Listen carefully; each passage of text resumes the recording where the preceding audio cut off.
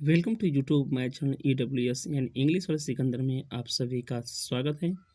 जी आज हम क्लास 8 के lesson 8 the missile man of India को हम फुल एक्सप्लेनेशन लेकर के आए हुए हैं। मैं आपसे एक छोटा सा प्रॉमिस करना चाहता हूँ कि जब ये वीडियो लेक्चर समाप्त होगा तो यह वीडियो आपके लिए बहुत ही ईजी होने वाला होगा। इसके पहले का हमने पार्ट लेसन 7 वीर अब्दुल हमीद के फुल एक्सप्लेनेशन को प्लेलिस्ट के क्लास 8 में अपलोड कर दिया है। इसके पहले आप जा सकते देख सकते हैं। चलिए शुरू करते हैं। Abul Pakir Jainulabdeen Abdul Kalam usually known as doctor APJ Abdul Kalam was the 11th president of India. यानी अबुल पाकिर जैनुलब्दीन अब्दुल कलाम यूजुअली आमतौर पर नोन जाने जाते हैं एज माने के रूप में डॉक्टर APJ अब्दुल कलाम, डॉक्टर APJ अब्दुल कलाम के नाम से। यानी अबुल पाकिर जैनुलब्दीन अब्दुल कलाम आमतौर पर डॉक्टर APJ अब्दुल कलाम के रूप में जाने जाते हैं। अब यहाँ से फिर से यहाँ पर लेना पड़ेगा यहाँ जो लेना पड़ेगा अपने से। जो was the 11th president of India, जो भारत के 11वें राष्ट्रपति थे। पहले ऐसा क्या चलता था ना कि पहले इनके जैसे कि अब्दुल जी का है, अब्दुल कलाम साहब का। तो अब क्या है कि अबुल पाकिर जैनुलब्दीन यानी इनके पिताजी का नाम क्या रहा है? इनके पिताजी का नाम जैनुलब्दीन। तो अब्दुल कलाम जी के पिताजी का नाम जैनुलब्दीन और इनके पिताजी का नाम पाकिर और पाकिर के पिताजी का नाम अबुल। पहले ऐसा चला करता था, लेकिन यह रीतियाँ समाप्त हो गई है। तो फिर से हम बताते हैं आपको। यानी अबुल पाकिर जैनुलब्दीन अब्दुल कलाम आम तौर पर डॉक्टर APJ अब्दुल कलाम के रूप में जाने जाते हैं। जो यहाँ से जो लगाएंगे, जो भारत के 11वें राष्ट्रपति थे। कब से कब तक? 2002 से 2007 तक। आप उस समय तो पैदा भी नहीं हुए थे। APJ Abdul Kalam was born on 15 October 1931 at Rameswaram in Tamil Nadu. APJ Abdul Kalam का जन्म 15 अक्टूबर सन 1931 ईस्वी में तमिलनाडु में रामेश्वरम नामक स्थान पर हुआ था। आल्दो यद्यपि he was born in a poor family, यद्यपि ही वे, यहाँ पर रिस्पेक्टेबल वर्ड यूज करेंगे वे, यद्यपि वे गरीब परिवार में जन्म लिए थे। He was an exceptionally brilliant child. He माने वे, वाज में थे, एन एक्सेप्शनली असाधारण, ब्रिलियंट प्रतिभाशाली, चाइल्ड माने बालक। वे एक असाधारण प्रतिभाशाली बालक थे।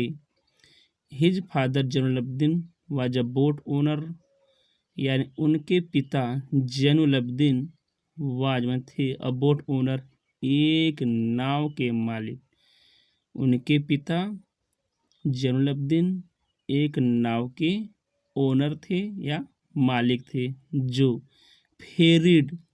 जो फेरा लगाया करते थे हिंदूज पिलग्रिम्स यानी हिंदू यात्रियों को at Rameswaram temple in Tamil Nadu, जो तमिलनाडु में रामेश्वरम मंदिर में हिंदू तीर्थयात्रियों को बैठाकर फेरा लगाया करते थे ना। His father was an also imam at the local mosque and his mother Ashiamma was a housewife.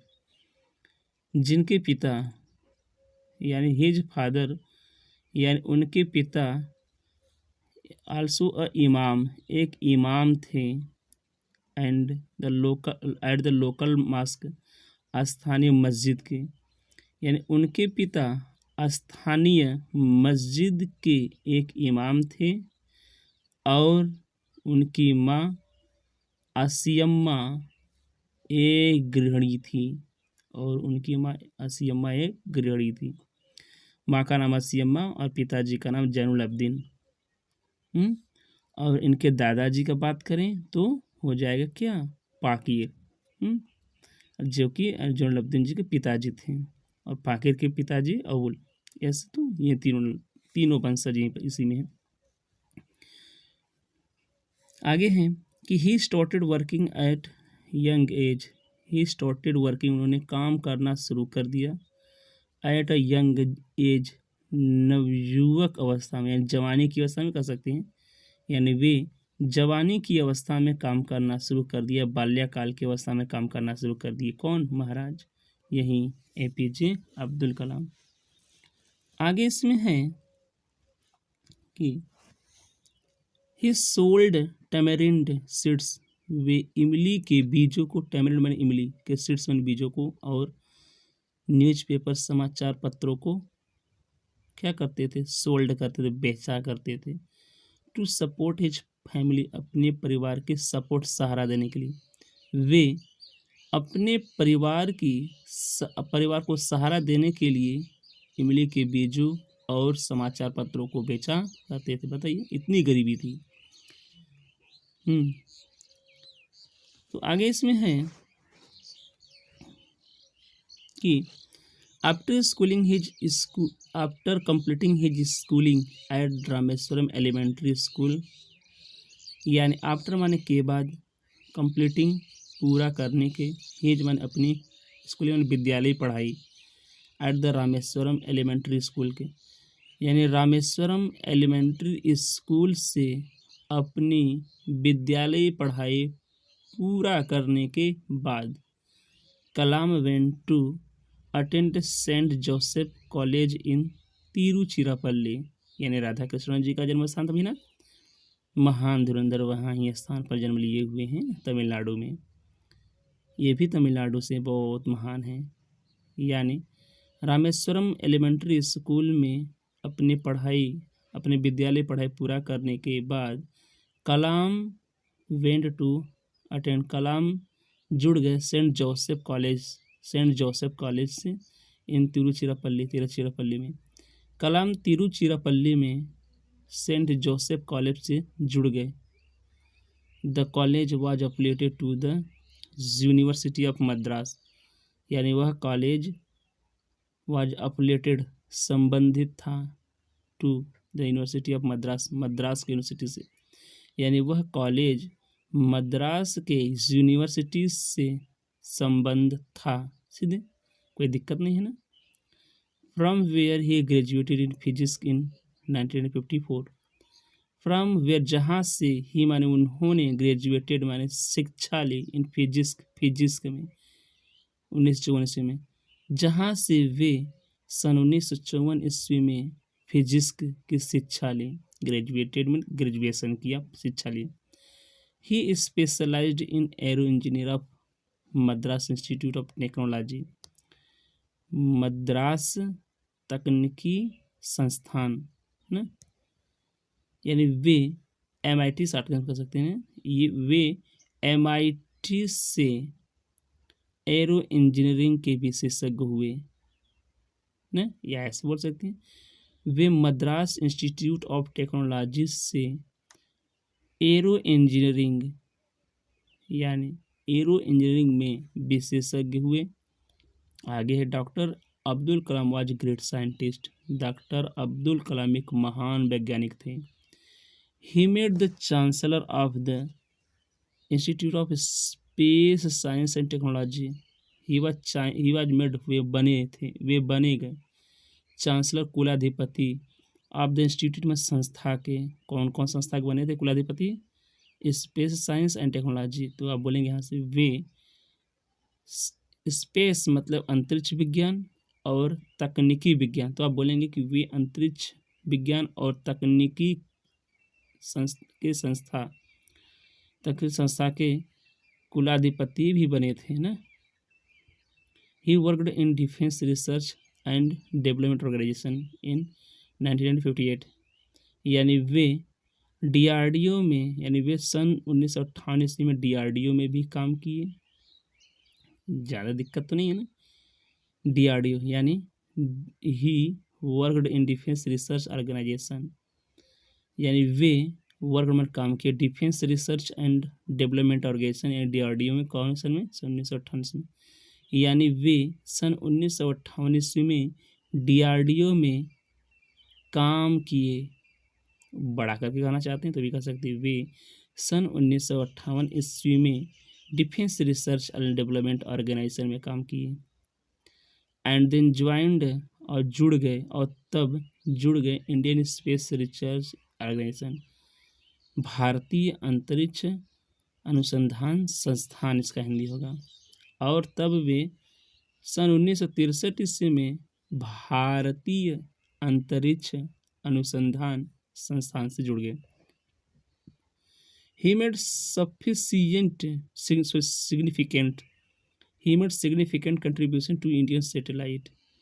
He made, वे दिए, significant, विशेष, महत्वपूर्ण, या महत्वपूर्ण कह सकते हैं, महत्वपूर्ण योगदान, कंट्रीब्यूशन में योगदान, वे महत्वपूर्ण योगदान दिए टू इंडियन सैटेलाइट, भारतीय उपग्रह, यानी वे भारतीय उपग्रह में महत्वपूर्ण योगदान दिए। और इस बात भी है, तो मिला करके हो जाएगा कि वे भारतीय उपग्रह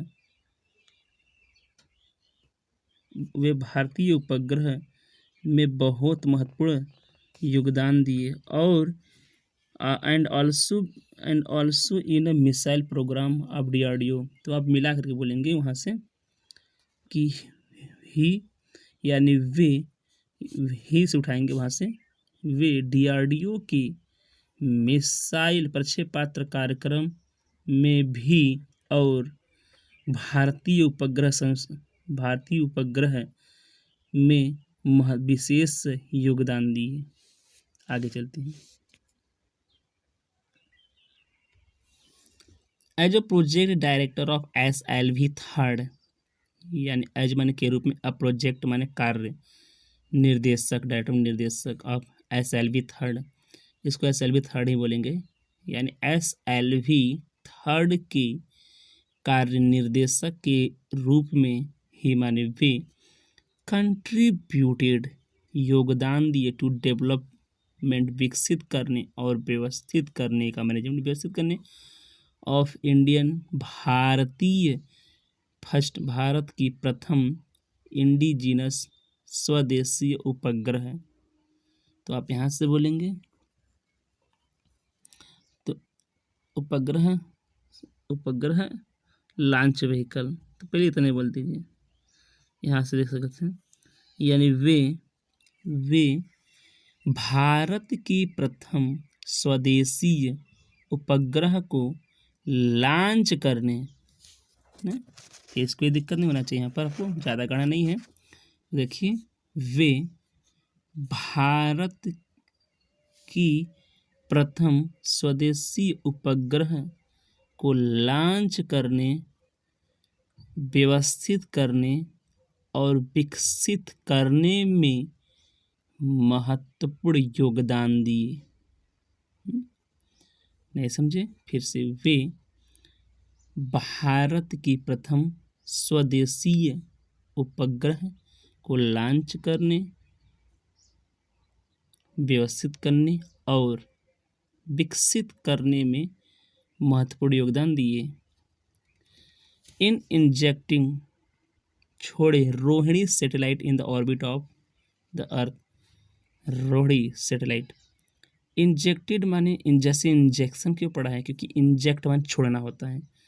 इंजेक्टिंग में छोड़े रोहिणी सैटेलाइट, पृथ्वी के कक्ष में रोहिणी नक्षत्र को छोड़ने,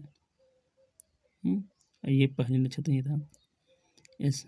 his greatest contribution was in the field of missile, यानी उनका महत्वपूर्ण योगदान प्रक्षेपास्त्र के क्षेत्र में था। अग्नि, पृथ्वी, आकाश, त्रिशूल एंड नाग मिसाइल्स वे are developed by him. Agni, Prithvi, Akash, त्रिशूल और नाग प्रक्षेपास्त्र उन्हीं के द्वारा विकसित किए गए थे। For his work on developed on ballistic missile and launch vehicle technology. यानी कहने का मतलब है कि बैलास्टिक प्रक्षेपास्त्र, बैलास्टिक यानी बैलास्टिक यानी प्रक्षेपात्रिक मिसाइल, तो इसी से वो बैलास्टिक प्रक्षेपास्त्र भी कह सकते, दिक्कत नहीं है। बैलिस्टिक प्रक्षेपास्त्र और यातायात तकनीकी को लॉन्च करने, विकसित करने के लिए काम किए। He is known as the missile man of India, जिसके कारण उन्हें मिसाइल मैन ऑफ इंडिया के नाम से जाना जाता है। क्यों जाना जाता है? क्योंकि वे बैलिस्टिक मिसाइल और व्हीकल टेक्नोलॉजी को लॉन्च करने, इसलिए उनको मिसाइल मैन इंडिया के नाम से जाना जाता है। आगे, besides being such greatest scientist, besides मन के अतिरिक्त, बीइंग मन होने के अतिरिक्त, सच माने अद्भुत, अ ग्रेट साइंटिस्ट महान वैज्ञानिक, एक महान वैज्ञानिक होने के अतिरिक्त he was a great writer too, एक महान लेखक भी थे। He has written many books, उन्होंने कई पुस्तकों लिखे, जैसे wing of fire, ignited minds, target 3 billion, turning point India 2020, a vision for the new millennium, my journey, ये सब पुस्तक लिखे थे। He has mentioned his dream of making India develop country in his book 2020 India 20। He has mentioned, उन्होंने उल्लेख किया, his dream माने अपने सपनों का, मेकिंग इंडिया डेवलप, भारत को विकसित बनाने का देश, इंडिया 2020 बुक में। यानी उन्होंने अपने पुस्तक इंडिया 2020 में, यहाँ से उन्होंने अपनी पुस्तक इंडिया 2020 में भारत को विकसित देश बनाने का एक अपने सपनों का उल्लेख किए। मतलब भारत को विकसित देश बनाने का एक अपना स्वप्न क्या कि उल्लेख किए। आगे है a vision of the new millennium, vision में दृष्टि, फॉर्माने के लिए, न्यू मिलेनियम, नए मिलेनियम के लिए एक दृष्टि। His advice to the youngster of the nations was dream. His advice to youngster, उनका सलाह नवयुवकों को, राष्ट्र के प्रति, यानी राष्ट्र के नवयुवकों का उनका सलाह था, स्वप्न के स्वप्न देखिए। उनका सलाह यही था कि हमारे भारत देश के सभी लोग, लड़के क्या करें, नवयुवक यंगस्टर स्वप्न देखें। Dreams transforms into thoughts, dream माने स्वप्न, ट्रांसफॉर्म माने बदलते हैं, इनटू थॉट्स माने विचारों में, स्वप्न विचारों में बदलते हैं, और थॉट्स रिजल्ट इन एक्शन, और थॉट्स विचार से ही एक्शन होते हैं, कार्य होते हैं। मतलब पहले अपना ड्रीम बनाइए, क्या बनना चाहते हैं आप, पुलिस बनना चाहते हैं, डॉक्टर बनना चाहते हैं, फिर ड्रीम तो बनाइए, फिर उसको अपने सोच में लाइए, फिर सोच में लाए तो एक्शन करेंगे ही, तो वही चीज़ है। ये अंतिम पैसेज है, बहुत प्यारा पैसेज, इनको क्या सम्मानित मिला। The government of India honoured him with Padma Bhushan, Padma Vibhushan, Bharat Ratna, including Indira Gandhi award for national integration. यानी the government of India honoured him, यानी भारत सरकार के द्वारा उन्हें सम्मानित किया गया, पद्म विभूषण से, भारत रत्न से, और इंदिरा गांधी पुरस्कार से, नेशनल रजिस्ट्रेशन यानी नेशनल इंटरगेशन के लिए इंदिरा गांधी पुरस्कार से, यानी भारत सरकार के द्वारा उन्हें पद्म भूषण सन 1981 ईस्वी में, पद्म विभूषण सन 1990 ईस्वी में, भारत रत्न सन 1997 ईस्वी में, इंक्लूडिंग इसके बावजूद नेशनल इंटरजेशन के लिए सन 1997 में उन्हें इंदिरा गांधी पुरस्कार से सम्मानित किया गया। Doctor Kalam passed away on 27 July 2015 while delivering a lecture at Indian Institute of management in Shillong. Doctor Kalam Shillong management यानी MIT में, डॉक्टर कलाम EMI